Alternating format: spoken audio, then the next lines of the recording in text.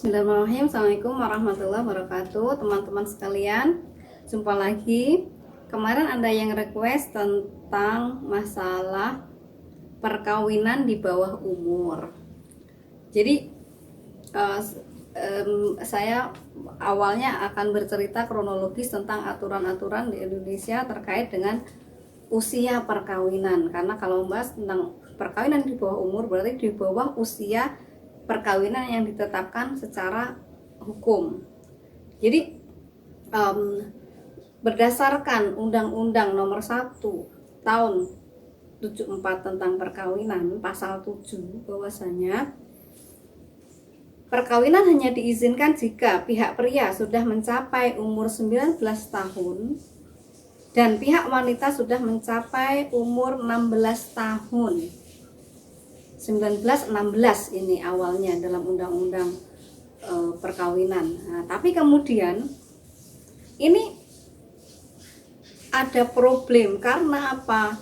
16 tahun ini dianggap terlalu muda karena ada undang-undang lain, yaitu Undang-Undang Perlindungan Anak yang menyatakan bahwasanya anak itu, ya, dalam definisi anak itu usia di bawah 18 tahun atau 18 tahun ke bawah, sehingga 18 tahun itu masih dianggap sebagai anak. Nah, sehingga kemudian usia nikah ini menjadi problem. 16 tahun sudah boleh atau bisa diizinkan untuk melakukan perkawinan, tapi itu masih usia anak. Karena anak sampai 18 tahun, sehingga perkawinan 16 tahun adalah perkawinan anak. Nah, ini menuai banyak protes, ada gerakan-gerakan. Nah, kemudian muncul gerakan yang kemudian ada judicial review tahun 2019 yang menginginkan usia perkawinan ini dinaikkan, terutama untuk perempuan yang 16 tahun. Nah, ini sebenarnya diputus, ya, dikabulkan, tapi diserahkan kepada Badan Legislatif untuk menentukan berapa batas usia perkawinan yang wajar yang ditentukan. Nah, sekarang usia perkawinan sudah diperbarui dalam pasal 7 tadi, yaitu laki-laki 19 tahun dan untuk perempuan sama 19 tahun.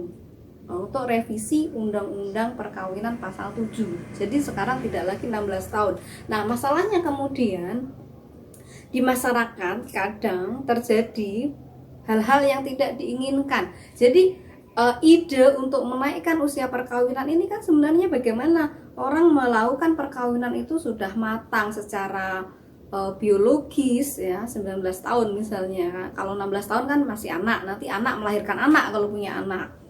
Jadi 16 tahun menikah misalnya, 17 tahun anak lahir, berarti apa? Anak melahirkan anak. Nah, ini belum ada kematangan biologis kalau secara medis katanya. Nah, makanya kemudian diusunglah aturan untuk perempuan 19 tahun juga, sehingga apa?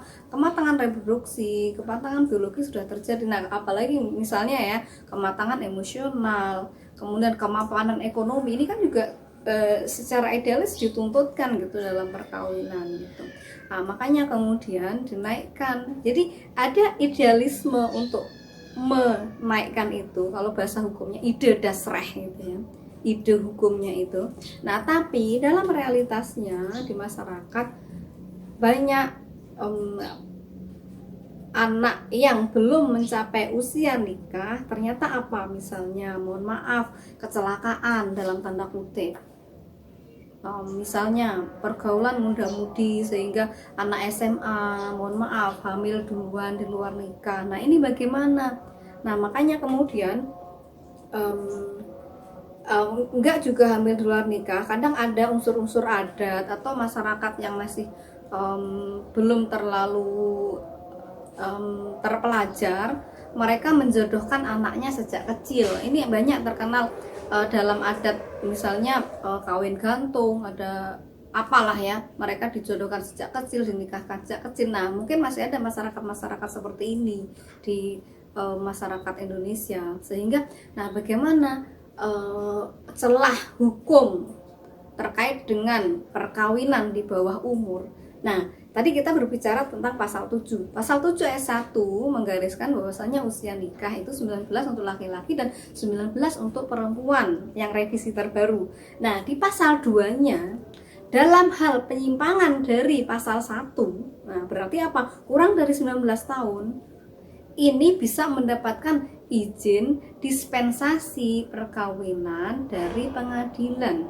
Sehingga misalnya ada yang ingin menikah atau tadi ya mungkin karena nikah by accident gitu kan, biasanya bagaimana kalau nggak dinikahkan, ini masalah aib keluarga dan sebagainya. Akhirnya apa, orang mengajukan permohonan ke pengadilan untuk dispensasi perkawinan di bawah umur.